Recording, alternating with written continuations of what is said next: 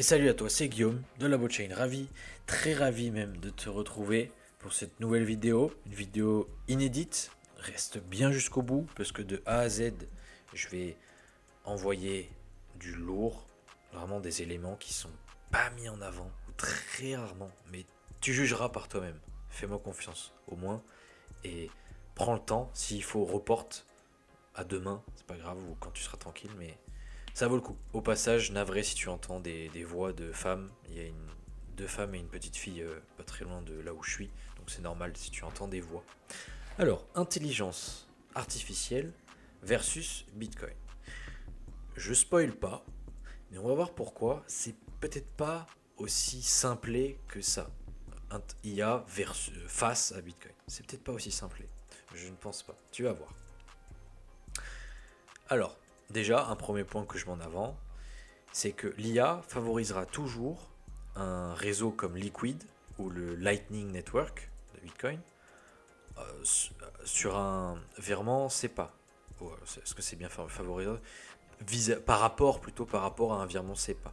Un virement SEPA, c'est pas pratique comparé à une transaction sur Liquid ou Lightning Network ou même on-chain. Mais bon, là, on veut quelque chose de très rapide, de très très peu cher. Donc forcément, Lightning Network ou Liquid. Et ça, l'IA, on pourra lui demander, hein, mais je pense que c'est sûr, il n'y a pas photo. Au passage, quand j'ai ouvert X il y a quelques minutes, je suis tombé sur ce tweet d'Elon. The future is going to be amazing with AI and robots enabling sustainable abundance for all. Et j'ai commenté only through Bitcoin. Parce que sans Bitcoin, je vais expliquer pourquoi justement, ça pourrait être l'opposé peut-être même. Ça pourrait être l'opposé de l'abondance. Là, je te spoil vite fait. Rappel de l'échelle, Kardashev. Mais avant, je voulais sincèrement te montrer ce tweet. Et comme j'ai dit, blew my mind. Ça m'a vraiment... Waouh. J'avais pas les mots. Et c'est très bien écrit. Donc ce que j'ai fait, il est là, il est en anglais. C'est vrai qu'il est pas très court. Donc le mieux, c'est de voir ça en français, directement. Donc, récapitulons. Nous sommes en train de construire une super intelligence numérique qui ne dort jamais, n'oublie jamais et apprend à la vitesse de la lumière. Cela enthousiasme certains, c'est inévitable pour nous tous. D'un côté, certains disent ouais c'est cool, mais d'un autre, de toute façon on n'a pas le choix. Enfin, très probablement, on va dire. En surface, les conversations dans la Silicon Valley sont dominées par une question. Comment rendre la machine bonne pour nous? Comment l'aligner? Un peu comme nous-mêmes en tant qu'humains quand on cherche à s'aligner avec, je dirais, notre conscience notamment. Notre niveau de conscience à l'instant T. Mais dans les couloirs du pouvoir à travers le monde, il pose une autre question. Comment construire un pare-feu assez robuste pour retenir un dieu? Donc lui, il désigne l'IA comme ça, en parlant d'un dieu. On aurait peut-être pu mettre demi-dieu. Demi-dieu. Dieu, c'est peut-être un peu beaucoup. Mais bon, qui sait? Dans 100 ans, 200 ans, à quoi l'IA ressemblera. Tout le monde cherche une solution logicielle à un problème logiciel. Il cherche un meilleur code, une meilleure logique, de meilleures autorisations. Mais il y a un problème. Un agent IA est le pirate ultime. C'est une créature de pure logique. Si vous construisez un mur fait de logique, l'IA la démantèlera brique par brique. Brique conceptuelle par brique conceptuelle. Elle trouvera la faille. Elle trouvera l'exploit plutôt. Ou la façon d'exploiter la chose. Ce qu'on veut exploiter finalement. Enfin, du moins, la machine. Elle trouvera le zero day. Donc elle reviendra vraiment à la source. Remontera à la source quoi qu'il arrive. On ne bat pas une super intelligence à un jeu d'intelligence. On ne bat pas un moteur logique avec plus de logique. Il faut changer complètement les règles. Il faut déplacer le champ de bataille d'un domaine où l'IA est omnipotente vers un domaine où l'IA est contrainte. Il faut quitter le numérique. Il faut entrer dans le physique. Il vous faut un mur fait de quelque chose que l'IA ne peut ni générer, ni falsifier, ni gonfler. Il vous faut la physique. Il vous faut de l'énergie. Il vous faut Bitcoin. Pour comprendre le remède, il faut comprendre la maladie. La menace de l'IA n'est pas seulement qu'elle est intelligente. La menace, c'est qu'elle est bon marché. Nous approchons rapidement du coût marginal nul de l'intelligence. Le coût d'écrire un email d'hameçonnage tend vers zéro. Le coût d'écrire un virus malveillant tend vers zéro. Le coût d'imiter votre voix tend vers zéro. Par le passé, le piratage était coûteux. Il fallait des jours à un pirate humain pour trouver une vulnérabilité. Il fallait du temps. Il fallait du café. Il fallait des efforts. Cette friction, c'était notre sécurité. L'IA supprime la friction. Un agent IA peut essayer 10 milliards de mots de passe en une seconde avec suffisamment de parallélisation. Il peut sonder 10 millions de pare-feux en une minute. Il peut générer 10 000 emails d'hameçonnage uniques en un clin d'œil. C'est une vitesse infinie, une échelle infinie, des tentatives infinies. Notre sécurité Internet actuelle repose sur des rails assez basiques. On demande « as-tu mot de passe ?» L'IA finira toujours par avoir le mot de passe, tôt ou tard. Si votre défense repose sur une logique conditionnelle, c'est terminé. Il nous faut une défense qui ignore la logique. Relisez cette phrase, je vais la redire. Il nous faut une défense qui ignore la logique. Il nous faut une défense qui ignore les autorisations. Il nous faut une défense fondée sur la preuve de travail. La sainte preuve de travail. Proof of work. La preuve de travail n'est pas seulement un mécanisme de consensus pour une monnaie numérique. C'est un pont entre le monde numérique et le monde physique. Ce qu'on ignore souvent, à propos d'ailleurs du protocole Bitcoin. Souvent on pense que quand on est ignorant sur le sujet, quand on n'a pas étudié le sujet, on pense que Bitcoin c'est uniquement virtuel. Alors que pas du tout. Ça repose avant tout sur le monde physique.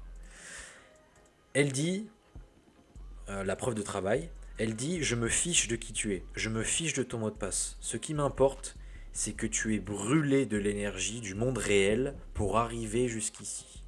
L'énergie est la seule chose que l'IA ne peut pas coder, finalement. C'est ça, en fait. Une IA peut simuler un univers, elle peut simuler une supernova, mais elle ne peut pas faire bouillir une seule tasse d'eau dans le monde réel sans tirer du courant du réseau. L'IA est soumise aux lois de la thermodynamique. Bitcoin est le seul protocole qui oblige les entités numériques à payer un prix physique. Regardez votre boîte de réception, c'est déjà le chaos. C'est vrai que c'est un peu chaotique. Maintenant, imaginez-la en 2030, dans environ 5 ans. Vous n'aurez pas seulement des princes nigériens, qui demandent de l'argent, vous aurez votre mère qui demandera de l'aide. Cela sonnera comme elle. Cela écrira... Bon là c'est pas très bien compris. En gros, le message ou le vocal, peu importe, tout ça sonnera comme elle. Elle écrira comme elle. Cela évoquera des souvenirs qu'elle seule connaît parce que l'IA aura aspiré, entre guillemets, votre discussion de groupe familial. Ça me fait penser à une personne en particulier. Bon, il y en a sans doute beaucoup, mais une personne, j'avais vu ça de mes propres yeux. Voilà, le chat, c'était sur WhatsApp, le groupe familial sur WhatsApp. On s'envoie des photos, on s'envoie des conversations de la famille, quoi. Oh là là, quelle époque incroyable. Et cela arrivera 10 000 fois par jour. Internet fait face à une attaque sibylle de proportions bibliques. Une attaque sibylle, c'est quand un acteur malveillant se fait passer pour 1 million de personnes différentes. Dans un monde où l'IA peut générer instantanément 1 million de personnalités uniques, comment savoir qui est humain ? Les CAPTCHA sont morts. L'IA repère les feux de circulation mieux que vous. Les biométriques sont dangereuses. Une fois que votre scan de rétine est compromis, vous ne pouvez pas changer d'œil. Ou alors, il faut passer peut-être... faut aller voir certaines communautés qui traitent dans des caves, en tout cas dans des lieux secrets. Je sais pas, peut-être, à voir. La solution est économique. Nous devons tuer le concept de communication gratuite. Le gratuit est l'ennemi. Le gratuit, c'est ce qui permet à l'IA de vous noyer sous le spam. S'il en coûte 0$ pour envoyer un email, l'IA en enverra 1 trillion, parce que 0.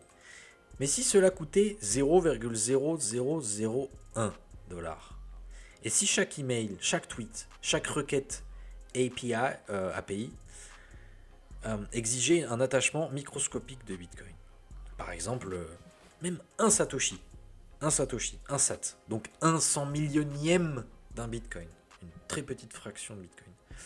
Pour vous, humains, qui envoyez 50 emails par jour, le coût est négligeable, une fraction de centime.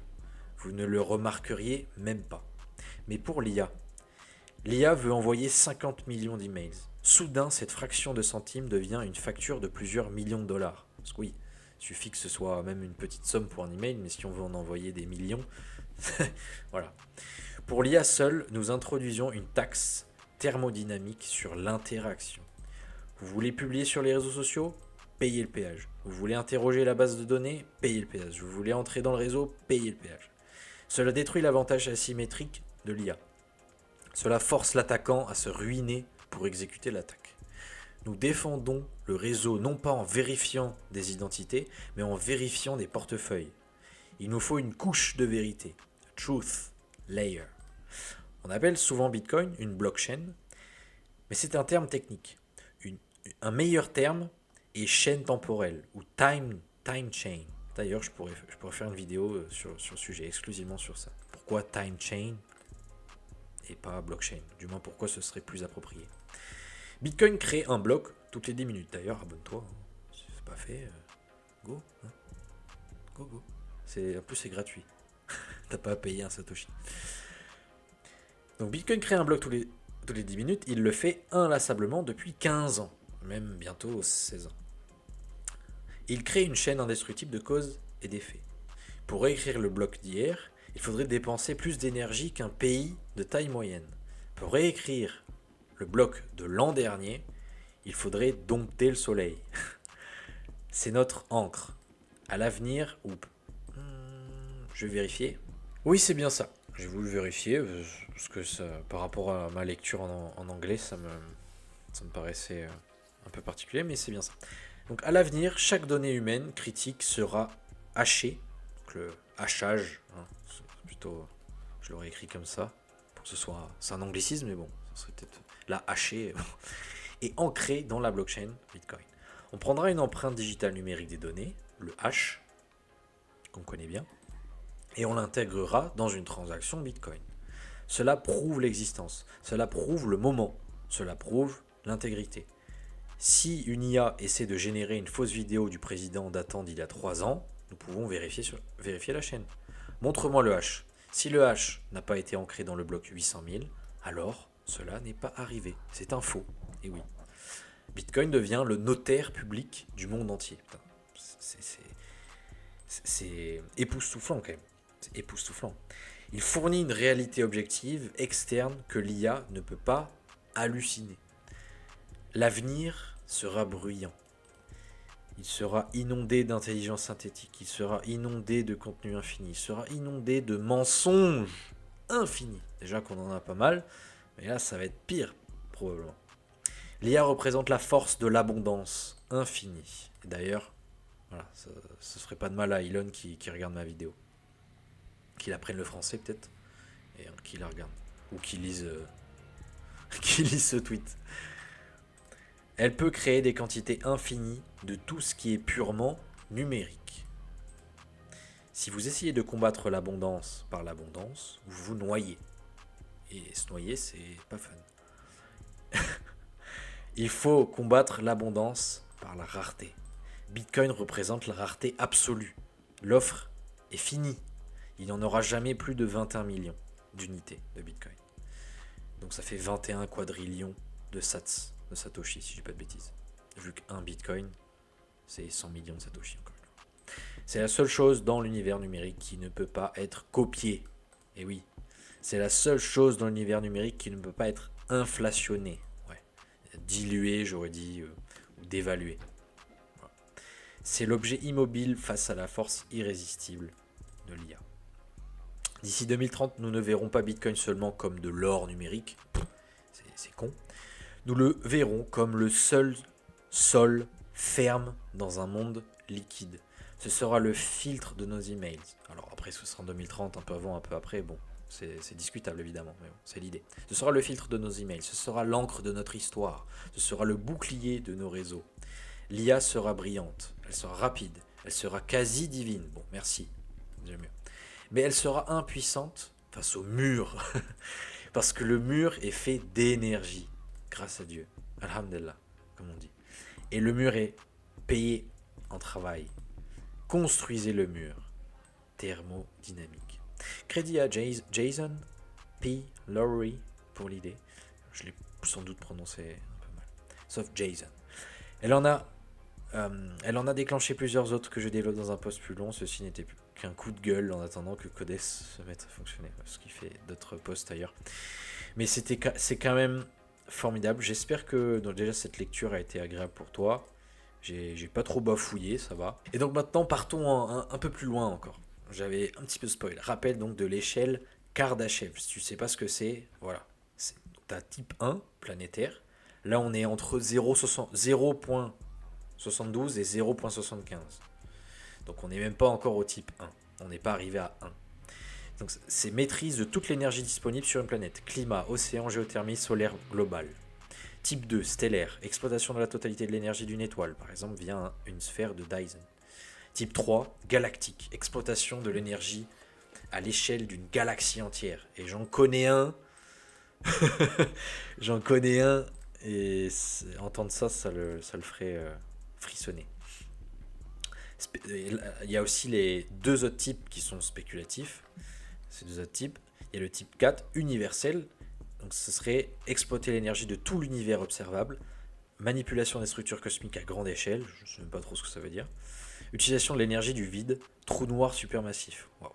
Et type 5, multivers, accès, exploitation de plusieurs univers, c'est évidemment hypothétique, et comme j'ai dit, repose sur des théories spéculatives.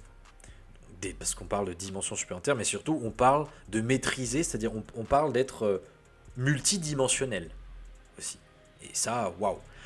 Peut-être qu'on est déjà multidimensionnel, mais agir simultanément dans plusieurs dimensions, ouais, à échelle en plus globale, en mode c'est normal, ouais, là on parle quand même de quelque chose de assez vertigineux.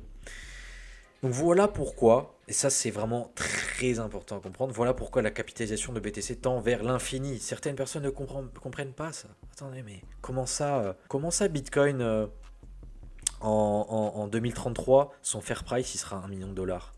Avec, je rappelle, c'est $1 million in today's dollars purchasing power, en prenant en compte le pouvoir d'achat actuel. Donc, il faut voir ce qu'achète $1 million à l'heure actuelle, grosso modo. Et ce sera en gros ce montant-là, même s'il a écrit 1 million, en fait, sera comparable au même pouvoir d'achat que 1 million aujourd'hui. Mais peut-être que ce sera 1,5 million du coup, littéralement. Peut-être que il y aura eu beaucoup d'inflation, il y aura eu beaucoup d'impression monétaire, plus que prévu d'ici là, même s'il y en a déjà beaucoup de prévus, et on sera beaucoup plus haut. Et donc les gens se disent, attends, mais 1 million en 2033, $10 millions en 2045, fair price, hein, fair price, c'est la ligne bleue ici. 100 millions en 2064, 1 milliard en 2092. Et bon, on aurait pu aller plus loin, mais si le protocole tient des siècles, bon, Internet tient depuis maintenant quelques décennies, donc si Internet tient, on maîtrise toujours l'énergie, l'électricité, et le protocole Bitcoin tient, eh bien c'est clairement rationnel, c'est même purement rationnel comme approche. C'est mathématique, c'est physique. Mais étant donné que le cerveau humain est câblé en général d'une manière assez limitée, et surtout ça demande beaucoup de réflexion quand même, beaucoup d'études sur ce sujet, et bien ça paraît invraisemblable. Ça paraît vraiment invraisemblable. Et pourtant, c'est vraisemblable. Donc voilà pourquoi la capi de BTC tend vers l'infini. Bitcoin a fait pour la monnaie ce qu'Internet a fait pour l'information. L'IA en accélère aujourd'hui l'évolution.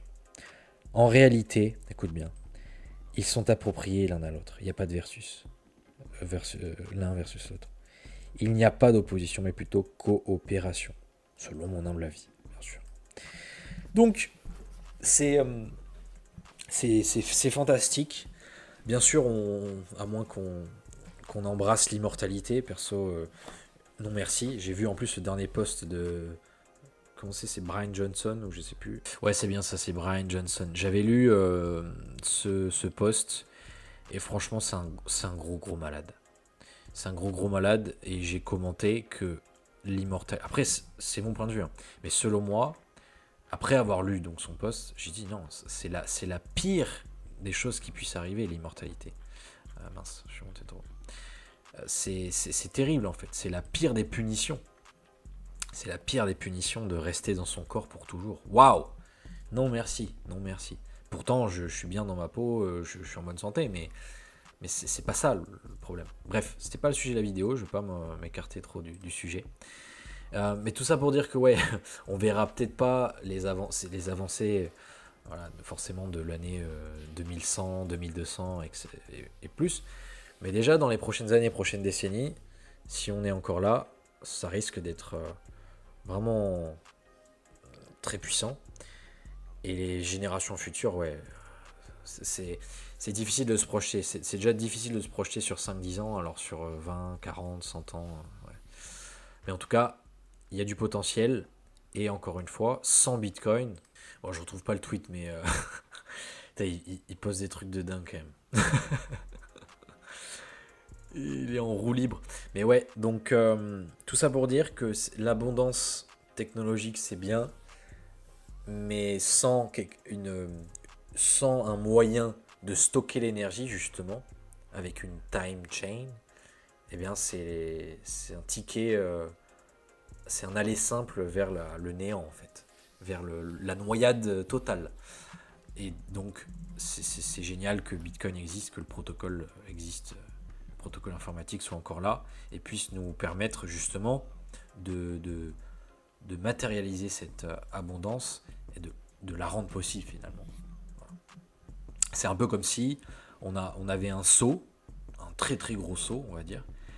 L'IA, c'est en gros l'eau qu'on verse dedans, donc c'est bien, on accumule. Mais si Bitcoin n'était pas là, eh bien c'est comme s'il y avait des trous. Et dans ce cas-là, ça servirait à rien. Ce serait absurde. Donc ce qu'il faut, c'est avoir un seau qui n'a pas de trou. Et là, ok, là on peut réellement stack. On peut vraiment stack. Et ça, c'est le point bonus. Ça, c'est pour les personnes qui vont jusqu'au bout du bout.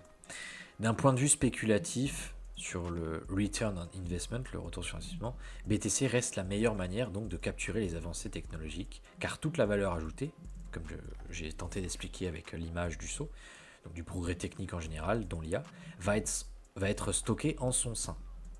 Donc si quelqu'un est bullish sur l'IA et la conquête spatiale, par exemple, le moyen le plus efficace de capitaliser sur ces deux éléments est d'être exposé à BTC. Et voilà, c'est terminé.